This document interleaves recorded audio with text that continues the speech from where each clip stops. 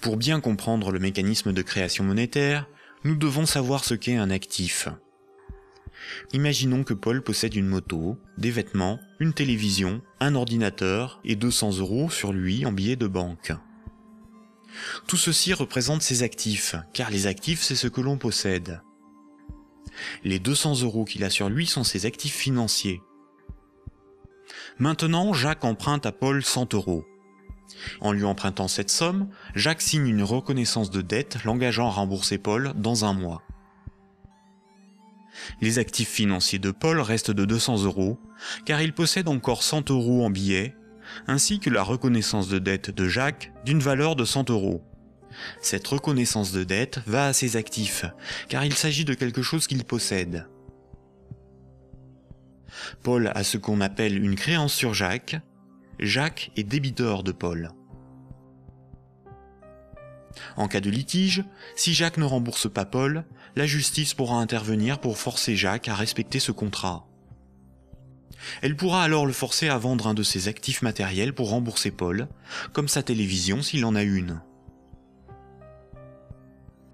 Généralement, la comptabilité d'une entreprise ou d'une banque est synthétisée sous la forme d'un bilan. Un bilan comptable est une synthèse permettant de représenter ce que l'entreprise possède, ses actifs, et ce qui lui appartient pas ou ce qu'elle doit, son passif. La différence entre son actif et son passif représente son résultat. On peut aussi l'appliquer à un particulier. Voici à quoi ressemblerait le bilan de Paul. Dans les actifs de Paul figurent ses actifs financiers, constitués de ses billets de banque et de la dette de Jacques, ainsi que ses actifs matériels, constitués de sa télévision, son ordinateur, sa moto, dont la valeur de revente à date est estimée de 1000 €. Pour notre démonstration, nous ne garderons que les actifs financiers. Son bilan financier est positif de 200 €. Le bilan de Jacques, qui n'avait aucun actif, est celui-ci. Jacques possède 100 € en billets, mais doit aussi 100 € à Paul. Le passif, c'est ce qu'on doit. Son bilan est donc nul, car son passif annule son actif. Donc un actif est quelque chose qui a une valeur financière que l'on peut inscrire dans un bilan.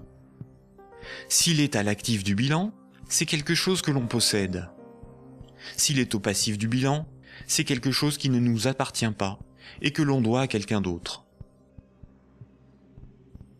Imaginons maintenant que Nicolas, qui a 300 € en billets de banque, propose à Paul de lui racheter sa créance sur Jacques. Il va donc pour cela lui donner 100 € et modifier le bénéficiaire du contrat de sorte que Jacques doive maintenant la somme non plus à Paul, mais à Nicolas. Voici à quoi ressemblerait le bilan de Paul. On constate que Paul a retrouvé ses 200 € en billets de banque. Son bilan financier est positif de 200 €.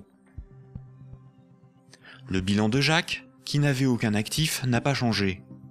Son bilan est toujours nul. Le bilan de Nicolas, qui avait 300 € d'actifs, est maintenant celui-ci.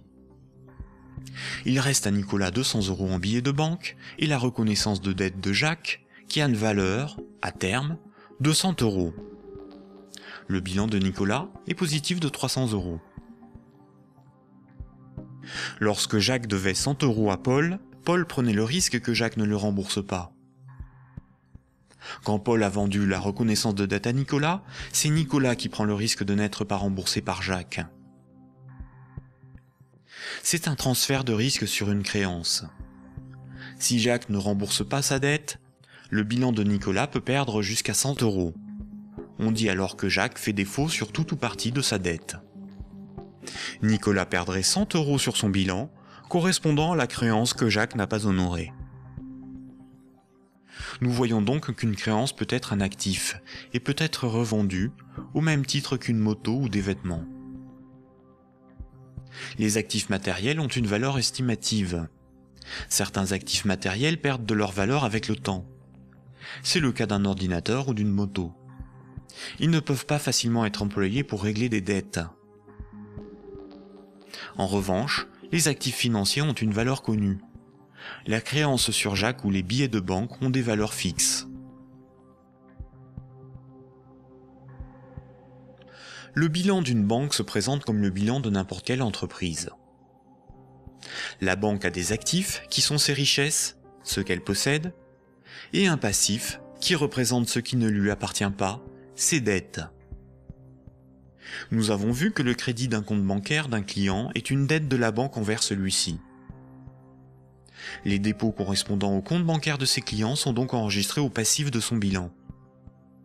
Si on lit ce bilan, on comprend que la banque doit au total 600 € à ses clients. Imaginons qu'un de ses clients, Paul, a un dépôt de 100 unités de compte. Voici le bilan de la banque.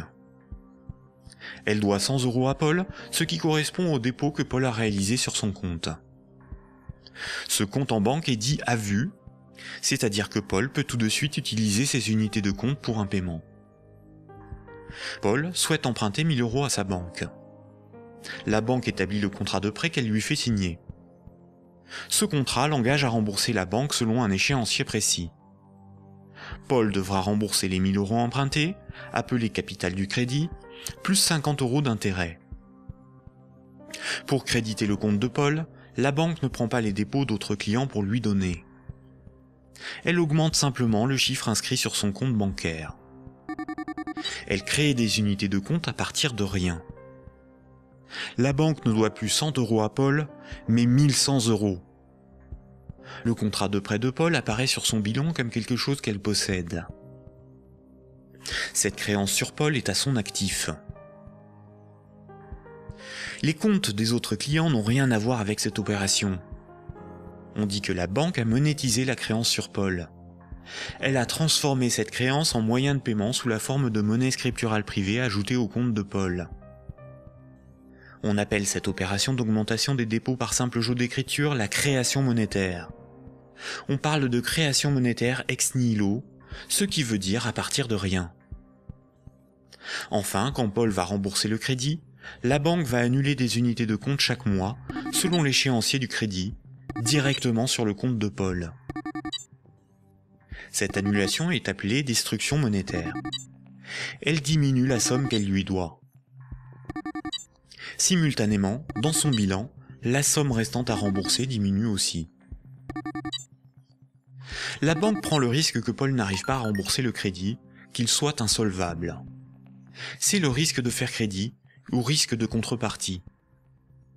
On pourra qualifier alors la créance de Paul, le contrat de prêt, d'actifs pourris ou d'actifs toxiques. Cette opération de création de moyens de paiement artificiels, tout comme sa destruction progressive lors du remboursement, est difficilement compréhensible pour la plupart des gens, y compris pour ceux qui travaillent dans les banques, même à haut niveau. Il est pourtant évident que quand une banque accorde un prêt, aucun de ses clients ne voit son compte diminuer ne serait-ce que d'1 €. Ce mécanisme est très mal compris et les médias perpétuent, par ignorance, le mensonge selon lequel les banques doivent collecter des dépôts pour pouvoir prêter de l'argent. Pourtant, ce mécanisme est parfaitement décrit dans les manuels d'économie. Vous pouvez par exemple télécharger un petit fascicule intitulé « La monnaie et nous », édité par la Banque de France en 2009, expliquant la création monétaire par les banques commerciales privées.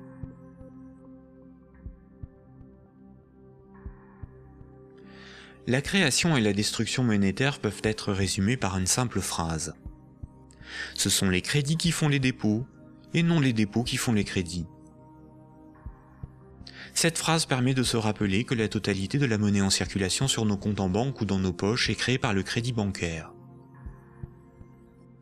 Quand une banque accorde un crédit à un de ses clients, elle crée de la monnaie scripturale privée en augmentant le solde du compte de celui-ci. Elle ne crée pas des euros, mais des unités de compte convertibles en euros. Plus il y a de crédits accordés par les banques, plus il y a de dépôts, de billets et de pièces de monnaie. La totalité de la monnaie en circulation dans l'économie représente ce qu'il reste à rembourser des crédits contractés. Quand Paul achète une automobile à crédit, il paie tout de suite le vendeur avec la monnaie créée. 2 jours plus tard, le vendeur achète une télévision, des livres et un ordinateur. Les vendeurs de la télévision, des livres et de l'ordinateur vont eux aussi réaliser des achats. Paul n'a pas commencé à rembourser son crédit que la monnaie circule déjà dans l'économie. Le nombre de fois dans une année qu'une unité de compte va servir de paiement est appelé vitesse de circulation de la monnaie ou vélocité de la monnaie. 100 unités de compte échangées 10 fois pour des paiements représentent 1000 € de paiement. L'argent qui circule de compte en compte est donc en réalité une dette qui circule. Les billets et pièces de monnaie en circulation sont une conversion de monnaie scripturale privée créée lors des crédits. Chaque unité de monnaie scripturale sur nos comptes bancaires et chaque billet ou pièce de monnaie dans nos poches a été créé lorsqu'un particulier, une entreprise ou un État a emprunté de l'argent à une banque. Une banque peut aussi créer des unités de compte pour ses propres dépenses. Pour cela, une banque ouvre un compte pour chacun de ses salariés ou fournisseurs. Ensuite, elle crée des unités de compte à partir de rien sur ses comptes. C'est comme cela que les banques assument leurs charges ou réalisent des investissements. On dit que la banque monétise ses frais de fonctionnement ou ses achats. Quand elle paie un employé ou un fournisseur par création monétaire, la banque ne fait rien de plus que de se créer une nouvelle dette envers celui-ci. A l'inverse, quand une banque prélève une somme sur votre compte en banque, elle n'opère aucun transfert. Quand elle prélève des frais bancaires ou simplement les mensualités de remboursement d'un crédit bancaire, elle détruit de la monnaie. Ainsi, votre banque vous doit moins d'argent. Comme nous l'avons vu, historiquement, la monnaie remplaçant le troc est un mythe qui vous laisse penser que la monnaie est un élément physique permanent, et donc il y a quelque chose sur votre compte. Ceci vous semble d'autant plus vrai que vous pouvez retirer des billets de banque de votre compte. Les médias vous font croire qu'une banque doit amasser de la monnaie avant de pouvoir en prêter. Mais en réalité, les banques ne prêtent pas l'argent des autres clients, puisque ce sont elles qui le fabriquent lors des crédits et qui le détruisent lors du remboursement des crédits. Un crédit n'est en rien un prêt ou un emprunt. Il s'agit en réalité d'une création monétaire temporaire ou d'une location de moyens de paiement. Récapitulons. La monnaie scripturale privée est créée par les crédits, à partir de rien. Cette monnaie est détruite lors du remboursement des crédits. Ceci sous-entend une création-destruction simultanée et concurrente qui détermine une masse de monnaie scripturale privée en circulation, que l'on appelle masse monétaire. C'est similaire à la population d'un pays qui varie en fonction des décès et des naissances.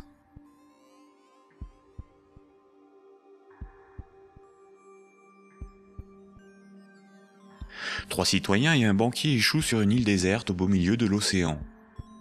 Ils s'organisent et décident de créer leur propre monnaie, qu'ils appellent euro. Le banquier fonde l'unique banque commerciale privée de l'île. Comme cette banque est nouvelle, les trois citoyens n'ont rien sur leur compte. Ils ne peuvent pas s'échanger et se vendre ce qu'ils produisent. Ils ont bien des marchandises à se vendre, mais aucune monnaie pour les payer. Pour disposer de moyens de paiement, chaque citoyen va faire un crédit de 10 €, remboursable en 11 mois. Chaque citoyen devra rembourser 10 € de capital, plus 1 € d'intérêt.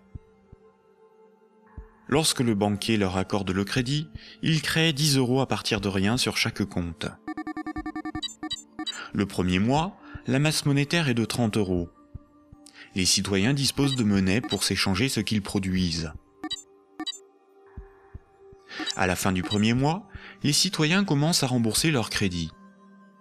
Le banquier prélève 1 € d'intérêt, qu'il utilise pour acheter des marchandises aux citoyens. La masse monétaire reste de 30 €. À l'issue du deuxième mois, le banquier efface 1 € du compte de chaque citoyen. Il reste 27 € en circulation. À l'issue du troisième mois, le banquier efface à nouveau 1 € du compte de chaque citoyen.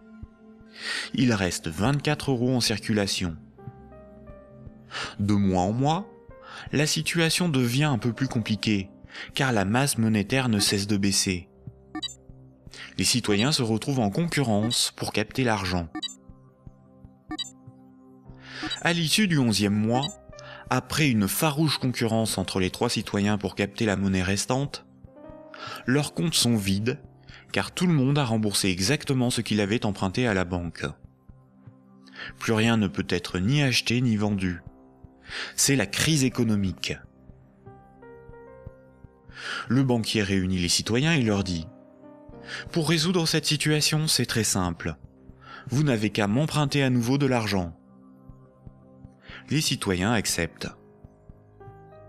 Ils font tous à nouveau un crédit de 10 €. À la fin du premier mois, le banquier prélève 1 € d'intérêt qu'il garde pour lui car il a tout ce qu'il lui faut. Au fil des mois, le banquier supprime les euros correspondant au remboursement des crédits.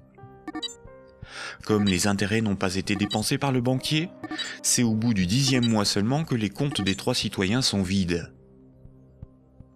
Il n'y a plus de monnaie en circulation, et pourtant il manque 3 € pour rembourser la totalité de leur crédit.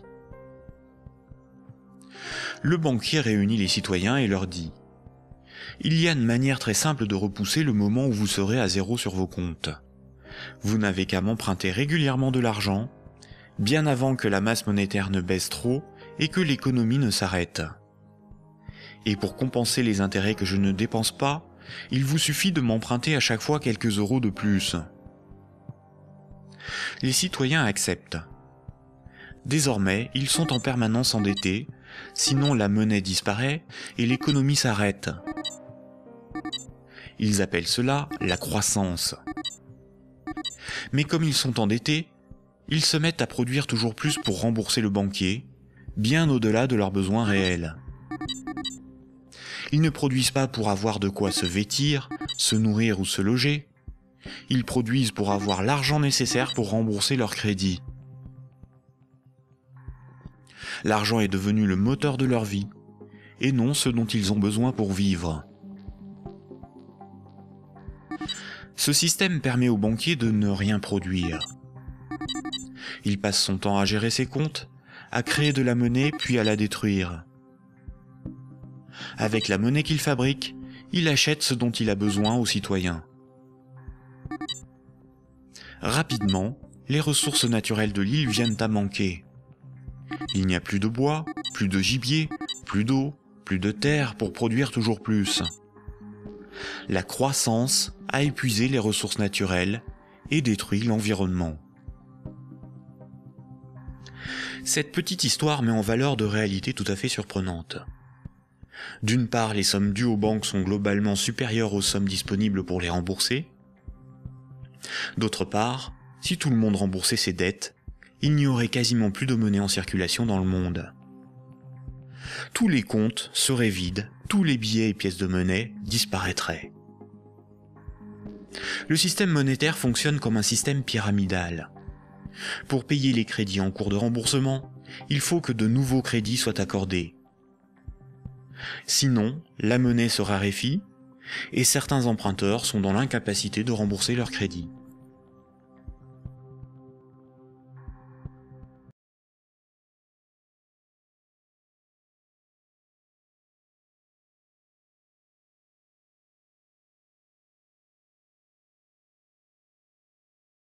C'est une saine réaction. C'est une petite fable je me suis inspiré de ce qu'avait écrit Louis Evans. C'est quelqu'un qui a fait une fable comme ça sur la création monétaire, en partant du principe qu'il y avait effectivement des gens qui échouaient sur une... Ils ne sont pas 3, ils sont 5 je crois, sur une île, et il explique comme ça comment le banquier valorise en fait de l'or, et qu'en fait à la fin de la fable, il se rend compte qu'il n'y a même pas d'or.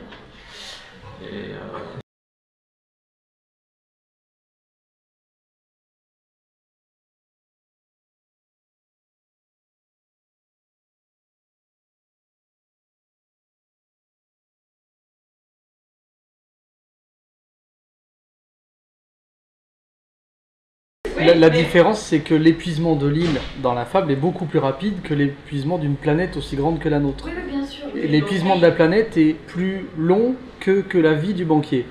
C'est là que l'illusion perdure. Jusqu'à très récemment, c'est effectivement, pour masquer dans certains pays ce mécanisme-là de destruction, y compris de la valeur travail, y compris des ressources, on faisait en sorte que les destructions soient déportées dans d'autres pays. Et si vous croisez pas mal de gens qui ont réussi à quitter certaines zones d'Afrique, ils vont vous dire que c'est très exactement ce qui se passe depuis des années. L'asservissement d'une grande partie de l'Afrique par la dette est basé là-dessus. Il y a d'autres pays évidemment dans le monde qui subissent la même chose. L'Amérique du Sud a beaucoup pris plein la tête à cause de ça.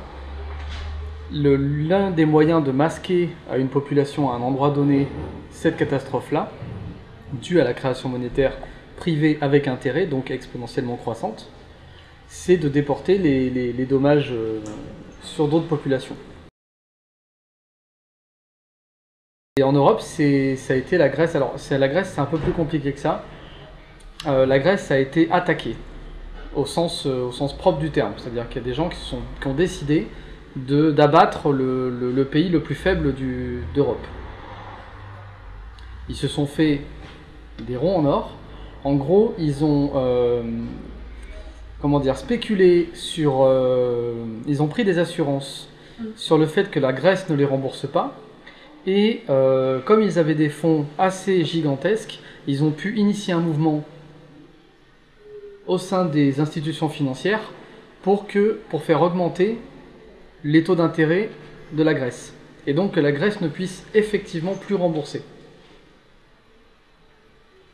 Et comme le marché est très moutonnier, quand il y a une grande tendance qui commence à arriver, il y a beaucoup de gens qui suivent, qui répètent les mêmes choses, la Grèce a été clairement attaquée. De toute manière, les États ne peuvent pas rembourser leurs dettes dans l'absolu. C'est une chose qu'on sait en fait. Simplement, le problème, c'est les intérêts. Oui, ça fait une rente perpétuelle en fait. C'est que quand quelqu'un achète des bons du trésor, en général, il n'est remboursé qu'à partir du moment où une autre adjudication a permis de couvrir le capital plus les intérêts. Voilà, on a émis d'autres bons du trésor. Donc, mais ce ne sera pas un problème si on avait conservé le circuit originel de l'argent. Le problème, c'est que dans les années 70, effectivement, le tuyau des intérêts, il a été dérivé vers un secteur privé. En fait. Alors qu'à l'origine, en quelque sorte, l'État pouvait emprunter sans fin, mais à des taux préférentiels ou qu'il maîtrisait à travers sa banque centrale. Ça ralentissait la courbe, mais ça ne change rien au fait que mécaniquement, il fallait de plus en plus de ressources pour pallier à la création monétaire, et de plus en plus de travail, et de plus en plus d'échanges, et de plus en plus de gaspillage. L'obsolescence programmée n'aurait pas eu un tel essor, je pense, si on n'avait pas cette dette perpétuelle qui nous poussait à la production et donc à la consommation. Et je pense que l'un des grands pouvoirs du marketing et de la publicité vient justement de cet impérieux, du caractère impérieux du remboursement des dettes.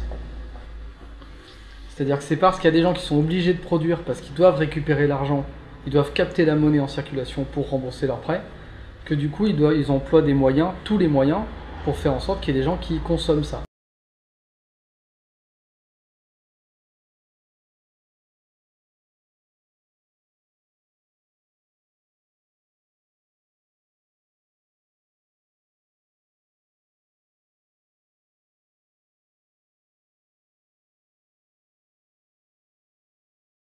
Je suis d'accord. Ce que je veux dire par là, c'est que, admettons, je suis un industriel, je produis, je sais pas moi, des téléphones portables, j'en fais 1 million. Je sais que en France, par exemple, il y a 1 million de personnes qui ont besoin de mon téléphone portable. Tout va bien. Mon souci, c'est que j'ai vachement emprunté pour produire ces téléphones, et que l'année prochaine, il va falloir que j'en produise 1,2 million. C'est là, en fait, que je pense que la publicité et le marketing ont un pouvoir immense, et c'est aussi la raison, à mon sens, pour laquelle il faut que les gens soient bêtes.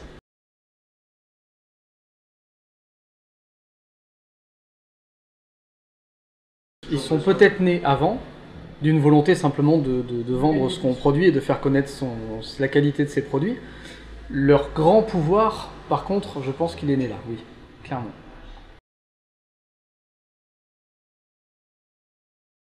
Maintenant, oui.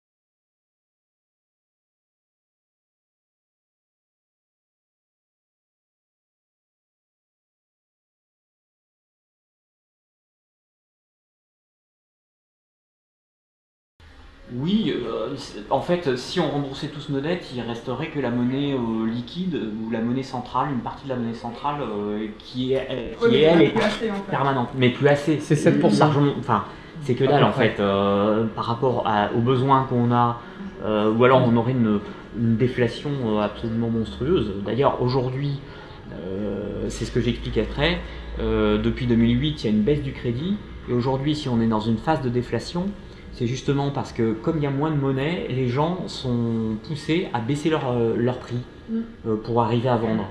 Et donc du coup, on aurait besoin d'une forte création monétaire, c'est-à-dire de relancer le crédit. C'est aujourd'hui de ce dont parlent beaucoup de politiques, justement pour avoir à nouveau de la monnaie, de sorte à remettre de l'huile dans l'économie, quoi. Donc oui, un État pourrait dire je crée de la monnaie, faire fonctionner la planche à billets. Le problème de la planche à billets, c'est que les billets que crée la banque centrale ne vont qu'à la destination des banques. Elle ne peut pas faire ses fonctionnaires avec. C'est bien ce qu'on leur a interdit dans les années 70 à tous les États. C'est justement de pouvoir faire appel à leur banque centrale pour obtenir de la monnaie, payer leurs fonctionnaires, payer des entreprises, payer des prestations, etc. qui du coup rentrent dans l'économie.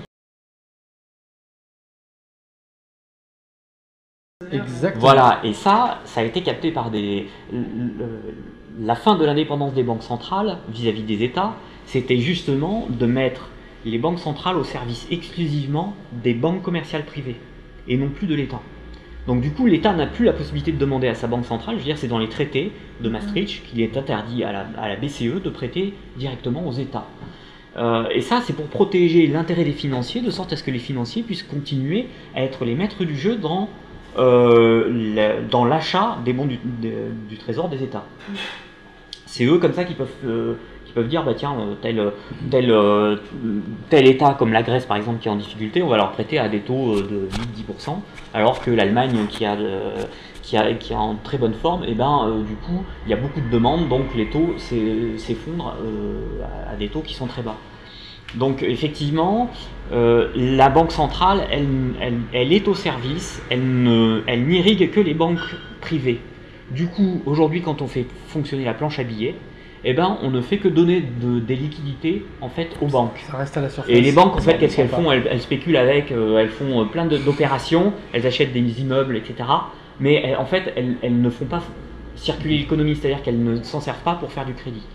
Ce qui fait que nous, citoyens, même si les banques centrales font énormément de liquidités, comme la Federal Reserve actuellement, ou même la Banque Centrale Européenne ces dernières années, ça ne nous profite pas à nous, parce que nous, ça se retrouve jamais sur nos comptes. La bourse, il n'y a jamais eu autant de dividendes versés que l'année dernière. Et dans une bulle totale, due justement à la planche à billets. Il y a un dicton qui dit que l'argent circule.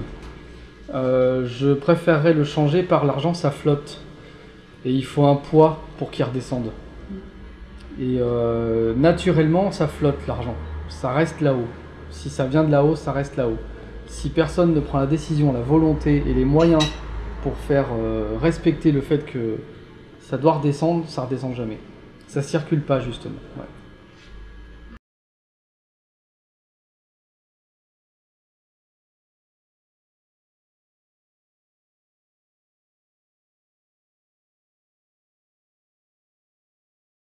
Non, tu as parfaitement raison, et ça vient juste après. On en parle de la décroissance, et on explique à quel point c'est pas une solution complète. En fait, si tu décrois avec la monnaie actuelle, tu changes pas le problème, fondamentalement. Tu le déplaces. Tu le déplaces, voilà.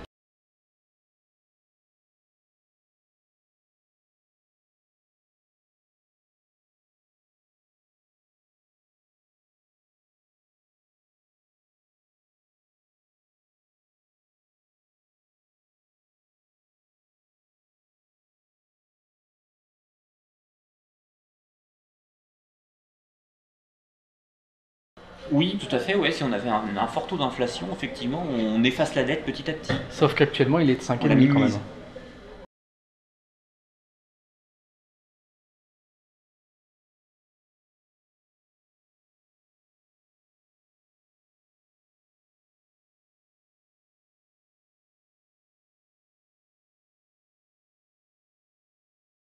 d'une Alors, manière s'il y a de l'inflation, négative. ça veut dire que tu as pas mal de création monétaire, donc ça veut dire que tu as de la monnaie qui circule. Donc ça veut dire que tu as plus de chances d'avoir moins de chômage, en gros. Parce que s'il y a de l'inflation, ça veut dire qu'il y a de la monnaie qui circule dans les mains des gens, pas uniquement dans la finance, Donc mais ils Il y a vraiment dans des la choses monnaie. à produire. Donc ils vont et- vouloir Ça veut dire qu'il y a des choses à consommer, produire, donc voilà. il y a une capacité de consommation. Aujourd'hui, on va vers une politique de l'offre, ce qui est débile, enfin je comprends pas, parce qu'en fait, on a un problème de demande. C'est-à-dire qu'on n'a pas suffisamment. Les banques, à partir de 2008, sont devenues frileuses à accorder des crédits. C'est-à-dire aujourd'hui, pour obtenir un crédit, il faut avoir des garanties qui sont très solides. Et donc, du coup, il y a moins d'argent dans l'économie. Genre, on le voit très clairement sur les courbes. Hein. Et du coup, il y a moins de demandes, alors qu'on n'a pas de problème de production fondamentalement. Mais la destruction monétaire, comme chacun rembourse ses crédits et qu'il n'y a pas assez de création monétaire en face, eh ben, la masse monétaire a tendance à diminuer. Les gens en plus vont avoir un réflexe, c'est de conserver leur monnaie pour les mauvais jours.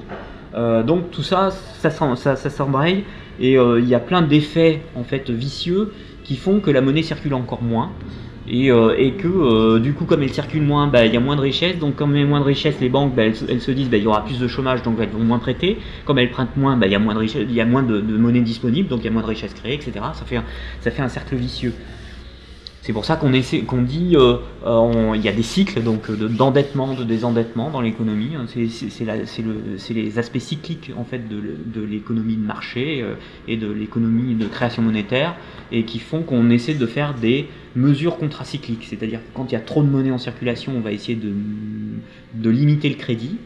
Et quand il n'y a pas assez de monnaie en circulation, on va essayer de stimuler la consommation, donc de stimuler le crédit.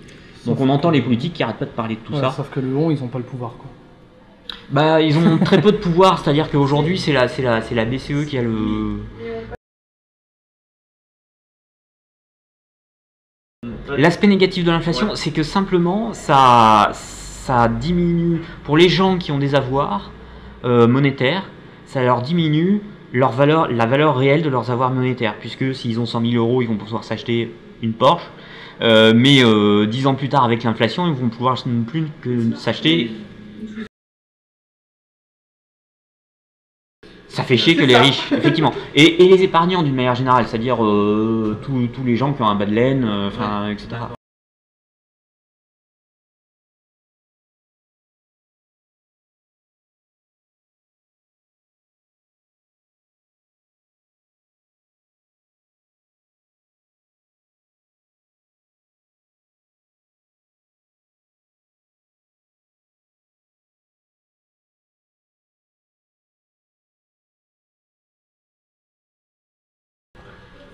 Mais là, on n'est plus dans une logique de je vais conserver mon patrimoine ou je veux sortir ma richesse de la monnaie. Là, tu es dans une logique de profit immobilier. Là, tu es dans la propriété lucrative et pas la propriété d'usage. C'est-à-dire que tu es propriétaire pour faire du pognon et pas pour ton usage ou pas pour ton... C'est vraiment deux choses très différentes. Deux notions de la propriété très différentes.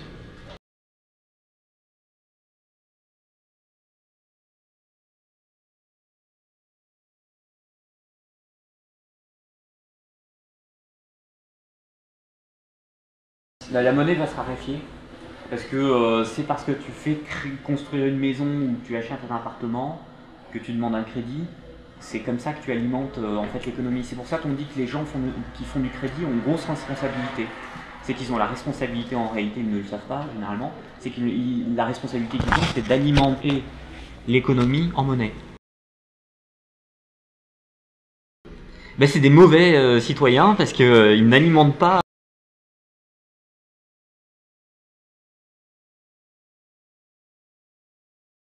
Non, il faut c'est pas paradoxal. qu'il fassent défaut. On leur demande d'emprunter beaucoup, de consommer beaucoup et de trimer beaucoup pour tout rembourser. Et s'il vous plaît, gueulez pas dans la rue. Vous faites ça chez vous si vous avez un À la un sortie, coup de colère on sur votre canapé. paye l'accumulation de richesse de ceux qui accumulent du patrimoine. Hein? Ah oui, c'est une espèce de concours de bits, hein, faut dire ce qu'il Oui, est. à la sortie. C'est qui a la plus grosse fortune. Non, mais c'est ça, hein, t'as des classements internationaux, les mecs voilà, dorment mieux, je sais pas. Ça leur facilite le transit, ou j'en sais rien. Oui. Non, mais c'est ça, ils en font rien. Clairement, ils en font rien. Ils regardent les zéros sur leur compte, ils les comparent et ils sont contents, quoi.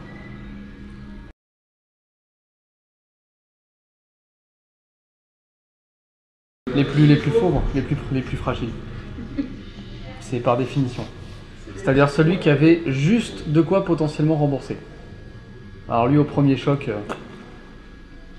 Bah, quand on a acheté une maison à crédit, la maison, tant qu'on n'a pas remboursé son crédit, elle appartient à la banque. T'as pas l'argent et t'as plus la maison au bout. Voilà, c'est ce qui se passe pour beaucoup d'Américains, hein, tous ceux qui se retrouvent dans la rue à dormir dans leur bagnole, alors qu'ils avaient une belle maison qu'ils avaient achetée à crédit. Et ça arrive, ça déjà en France. Depuis peu, je fais le tour de France et de certains travailleurs et j'entends des histoires. Ça commence à arriver, il y a des gens en France qui dorment dans leur voiture alors qu'ils ont un temps plein, quoi.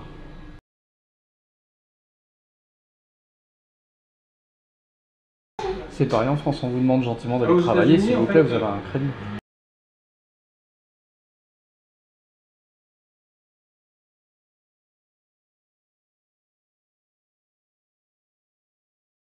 Bon, ce qui est assez choquant, c'est de se dire qu'on est saisi pour de l'argent que la banque a créé à partir de rien. Ce sont les seules sociétés qui font de l'argent à partir de rien, qui ont un produit qu'elles n'ont pas. Et pourtant, dans la loi, il est inscrit qu'on n'a pas le droit de prêter quelque chose que l'on n'a pas. Bah, je veux dire, c'est aussi marqué que la chaîne de Ponzi est un montage frauduleux et illégal. Oui, c'est exactement là-dessus qu'est basée la création monétaire. On est dans quelques C'est l'arnaque pyramidale. Il faut chaque fois nourrir le bas de la pyramide pour que le haut continue de s'engraisser, sinon elle s'effondre. La crise monétaire, c'est exactement la pyramide de la création monétaire qui s'effondre. Et mathématiquement, c'est une chaîne de Ponzi et c'est déclaré comme étant illégal.